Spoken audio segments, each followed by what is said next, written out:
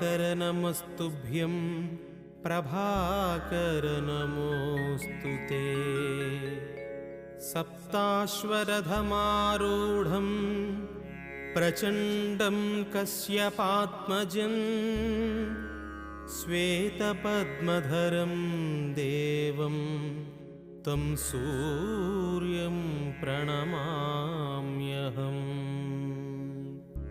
लोहितं रथमारूढं सर्वलोकपितामहं महापापहरं देवं तं सूर्यं प्रणमाम्यहम्। त्रैगुण्यं च महासूरं ब्रह्मविष्णुमहेश्वरं महापापहरं देवं